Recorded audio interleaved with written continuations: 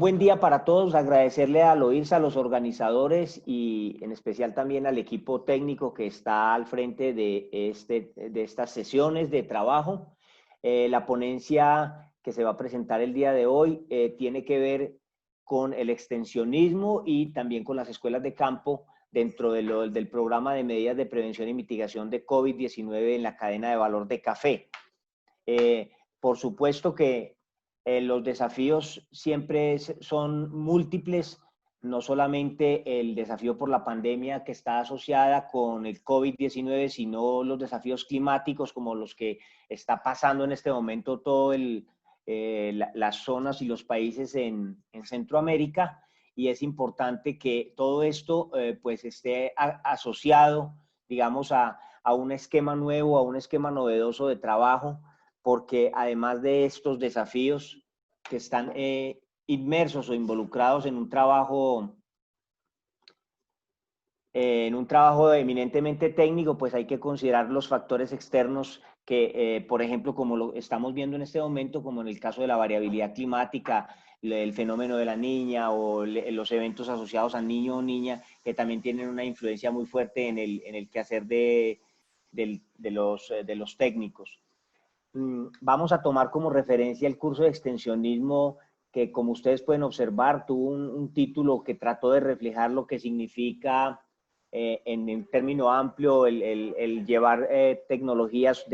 o llevar mecanismos de adopción de nuevas tecnologías a los productores del campo. Este tuvo un enfoque de mejores técnicas agrícolas y más extensión como un gran desafío para la región, y fue preparado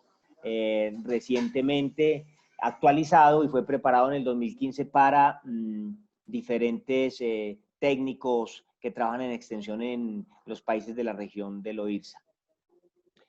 Como una manera de recordar, es importante mencionar que se puede considerar que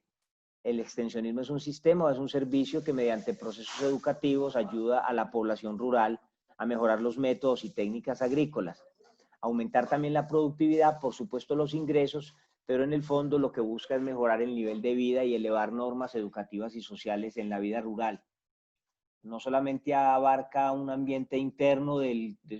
mismo productor, sino la familia. El factor más importante aquí es el entorno del productor y su familia. Esto es, digamos, un mecanismo que siempre se utiliza de manera informal, sin clases regulares, enseña, además de agricultura, lo que es la economía doméstica, y el éxito depende también de la voluntad de aprender que tengan las personas. Hay unos principios sobre los cuales se debe construir el trabajo de extensión, pero podríamos resaltar en principio como tres elementos. La labor siempre tiene por objetivo, como ya lo habíamos informado o como lo hemos mencionado, el bienestar de la familia, respetando los saberes y tradiciones. Es una ciencia aplicada, bajo ninguna circunstancia se debe improvisar con el mensaje.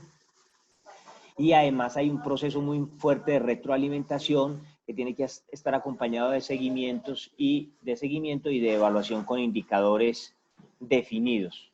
Vamos a hacer un poco como la historia de lo que ha sido la extensión o el extensionismo, y empecemos diciendo que podríamos decir que tiene más de 400 años antes de Cristo, cuando ya se hablaba de extensionismo. Un famoso filósofo, Platón, hablaba de que el que aprende y no practica lo que aprende es como el que ara y nunca siembra.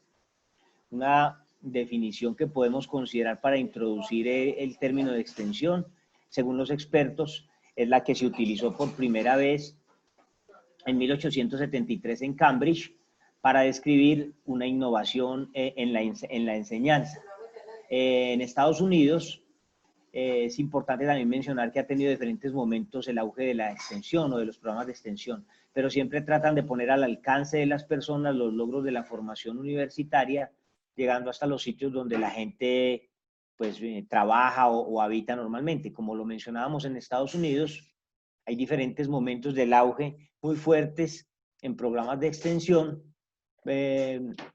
pero digamos que se cree erróneamente que en Estados Unidos nació. Los expertos coinciden en afirmar que no nació en Estados Unidos. Se debe principalmente ese auge a que los programas dedicados a agricultura y a la familia rural fueron muy fuertes en Estados Unidos, y el primer director del servicio de extensión en Estados Unidos, el señor Moulton, era un inglés que trabajó en la Universidad de Chicago hacia los años 1892, y por eso se considera también que es un servicio de extensión muy fuerte, o por lo menos una escuela de extensión muy fuerte que digamos, trasciende todo el trabajo que se inició en Inglaterra, en Escocia fundamentalmente, que es donde se dice que está uno de los más antiguos servicios de extensión. Después, en 1928, en América se dio lugar a lo que ya era un trabajo de extensión como apoyado por los servicios oficiales, por los gobiernos. En 1928 se crea el servicio de extensión de los caficultores o de los cafeteros colombianos, y ya para 2020 también aquí hay un trabajo muy fuerte de implementación de una ley que es la ley de extensionismo, que es la ley 1876,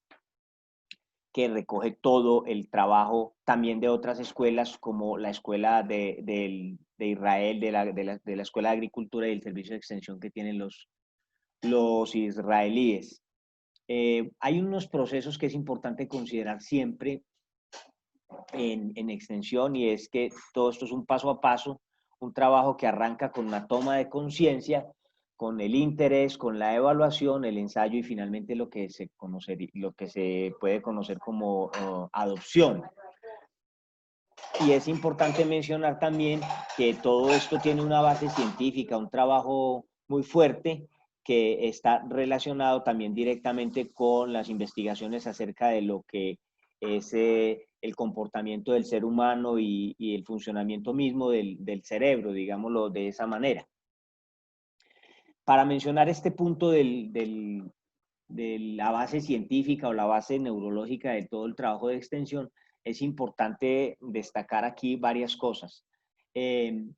Como para, digamos, dar como una idea clara de lo que significa el proceso de aprendizaje, el proceso de conocimiento y el proceso de enseñanza misma. Este tema está relacionado con el órgano central del sistema nervioso, que es el cerebro, que se encuentra protegido, digamos, fuertemente por nuestro cráneo. Tiene la misma estructura general en todos los mamíferos. El cerebro humano pesa aproximadamente alrededor de 1.4 kilos. Y lo que tenemos que decir aquí es que hay unas funciones muy importantes que son el control muscular, la coordinación de nuestro cuerpo, pero también una función muy fuerte en el pensamiento y el conocimiento. Regula, mantiene funciones del cuerpo como órgano donde reside también la mente y la conciencia de los individuos. Es importante destacar aquí un término que es, digamos, clave en los temas de extensión, el término aprendizaje, que subraya la adquisición de conocimientos y destrezas y de memoria y de la retención de información. Hay un aspecto importante, y es que se debe considerar que el funcionamiento de las neuronas espejo. Estas neuronas tienen digamos, como función importante dentro de las capacidades cognitivas, todo el tema permiten reflejar aquello que vemos fuera de nuestro interior de modo motor, sino también a nivel emocional. Es decir, que el periodo de aprendizaje y a las conductas y las respuestas emocionales se adquieren con la observación y la imitación de reacciones de quienes nos rodean, los cuales acaban configurando la propia experiencia. Por eso se dice que estas neuronas espejo también reflejan las emociones de los demás en el cerebro, no solo sus acciones. El resultado de los estudios indica que estas neuronas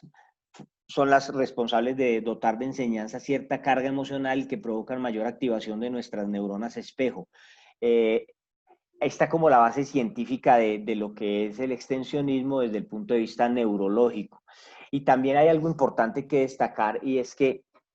hay que hacer una diferenciación muy fuerte entre una persona que trabaja en extensión, que prácticamente nace con esa facultad o con ese don de de trabajar los temas de extensión, y las personas que trabajan directamente como asistentes técnicos, que se consideran más personas transitorias, en donde se enfocan en el cultivo. La labor no depende de la presencia del productor. Un asistente técnico puede evaluar una plaga sin necesidad de tener al lado al propietario del lote. Es un ámbito muy técnico el del asistente técnico, por eso se llama, y se diferencia del extensionista, porque el extensionista tiene continuidad, es una persona que genera mucho liderazgo dentro de las comunidades donde trabaja. El foco siempre será el productor, tiene una clara concepto y focalización de los métodos y los medios que tiene que utilizar, pero además es una persona con un amplio conocimiento de los sistemas de producción, y también, por supuesto, maneja un muy buen conocimiento de lo que son los recursos naturales. Pero los dos sí tienen algunas, digamos, coincidencias. Una de ellas es que son expertos, hacen recomendaciones técnicas económicas, se han ganado el respeto de los productores agrícolas, hacen una gestión que también en algunos casos apoya todo el tema de créditos o del tema financiero de los productores, y evalúan permanentemente lo que está pasando alrededor de los sistemas de producción. Cuando hicimos referencia ahora al tema del extensionista, le dimos un valor muy fuerte al conocimiento tecnológico. Debe ser una persona muy competente en el conocimiento del sistema de producción, es decir, que conozca las variables de la productividad, como son la siembra de los materiales adecuados, las renovaciones en las épocas que debe ser, la utilización del material de origen conocido, y el mejor adaptado a las condiciones locales o regionales, las densidades de siembra que debe utilizar de manera correcta, los ciclos de renovación que siempre serán importantes para mantener la productividad, temas nutricionales muy fuertes que son altamente determinantes en la productividad, y también temas de luminosidad o la oferta climática de la región donde está trabajando. Estos aspectos tienen que ser conocidos en detalle por el extensionista para poder de alguna manera llevar información oportuna, eficiente y de alto valor para los productores. Eso genera como resultado sistemas de producción resilientes, resistentes, altamente productivos, y que vayan, digamos, de la mano también con la oferta local o con la oferta regional y con las necesidades de un sector o de una comunidad en particular.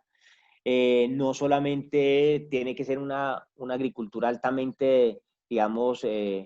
expuesta a condiciones de radiación, sino que también puede ser agricultura con alto contenido de pronto de corredores de conservación y de corredores biológicos asociados a nichos específicos de protección de medio ambiente. Hay unas técnicas y unos métodos muy relacionados con el trabajo del extensionista, con el extensionismo, que es importante que siempre se consideren. Y esas técnicas y métodos están relacionados con, como lo mencionábamos en el inicio, con una cualidad que debe tener el extensionista, y es siempre tener una buena actitud, porque la actitud,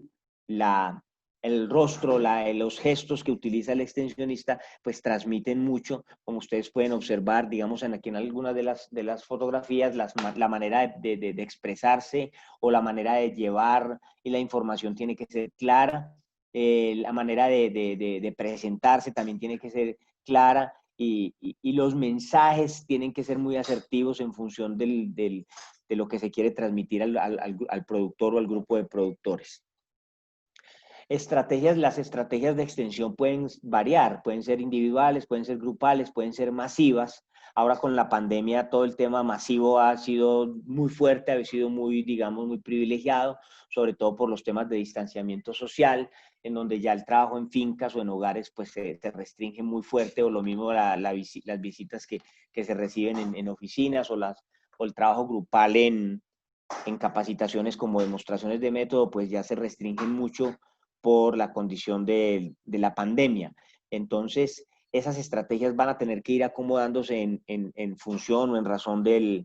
lo que está sucediendo en el entorno, en este caso, como lo mencionamos con el tema del COVID, y también pueden variar en función de lo que acaba de pasar, por ejemplo, con el huracán ETA y la situación de de muchas zonas agrícolas en Centroamérica que se vieron fuertemente afectadas, especialmente en Honduras, en Guatemala, y en algunos otros países o regiones donde el huracán dejó estragos en conectividad vial, en conectividad de las antenas de comunicación, y eso genera dificultades para los servicios de extensión poder llegar y poder mantener una presencia y una presencia permanente en sus comunidades. Entonces aquí hay que mirar el balance entre la calidad del mensaje, la calidad del método, de la estrategia y la cantidad de personas o la cantidad de productores a los que quiero llegar, y sobre esa base pues montar todo el andamiaje de la estrategia de la atención a los productores. Esto solamente se consigue cuando se caracteriza muy bien, cuando se conoce muy bien a qué público efectivamente quiero llegar. Ahora habíamos mencionado rápidamente los pasos, pero quiero volver a recordar aquí estos pasos, porque los pasos se van apoyando, se van ayudando con algunos métodos específicos por etapas. Por ejemplo, la conducta 1 es, digamos, el de hacer conocer o por lo menos empezar un trabajo de conocimiento básico de lo que se quiere, y tiene que ser, digamos, ahí en esa primera parte teórico, pero viene seguido de algo que se conoce como la motivación para despertar el interés y generar unos primeros cambios de actitud. Después viene el extensionista, siempre tiene que trabajar en temas de enseñanza, evaluando, convenciendo, generando ya una interacción entre el conocimiento práctico, el teórico y la actitud. Empiezan los procesos para estimular que se hagan ensayos, que se experimente. Aquí viene mucho el trabajo de escuelas de campo, del que vamos a hablar ahora más adelante. Pero estos estímulos lo que buscan es que se llegue a la fase más avanzada del trabajo de extensión, que es que se adopten, que es el cambio conductual, que se pasa de la conducta 1, donde la persona conocía, a la conducta 2, donde la persona adopta, y ya empieza a hacerse un trabajo de seguimiento, y es todo ya un proceso muy práctico de cambio, donde se adopta una tecnología, donde se genera un cambio verdaderamente importante, que es el que busca el extensionismo. Según el número de personas que se alcanza, pues ya lo habíamos mencionado, pues los métodos pueden ser individuales, grupales y masivos, y volvemos a insistir en un tema de masivos, porque la pandemia nos está llevando a trabajar mucho estos métodos, especialmente ahora el tema de las redes sociales y el tema de la conectividad a través de los teléfonos inteligentes, de los celulares, nos tiene que, digamos, generar también un cambio importante en los métodos y en las estrategias que se están utilizando. En cuanto a uno de los métodos que seguramente pues es de mayor utilización, especialmente hay casos muy exitosos en Centroamérica, que es el de las escuelas de campo. Estos tienen un objetivo fundamental, es generar que esos pasos de los que hemos hablado anteriormente se vayan dando de manera, digamos, conjunta, entre el ir haciendo, ir aprendiendo, ir adoptando, ir haciendo, ir aprendiendo, ir adoptando, e intercambiar permanentemente información con vecinos, con otros grupos de productores, en donde se hacen discusiones, donde se hacen balances, donde se hacen reuniones periódicas. Normalmente se pueden hacer reuniones cada mes, cada 45 días, dependiendo mucho de la zona, dependiendo mucho de la tecnología que se quiera, digamos, avanzar en la escuela de campo, pero las escuelas son muy integrales también en esto, y las escuelas de campo no solamente buscan la adopción de una práctica en particular, sino que buscan la adopción de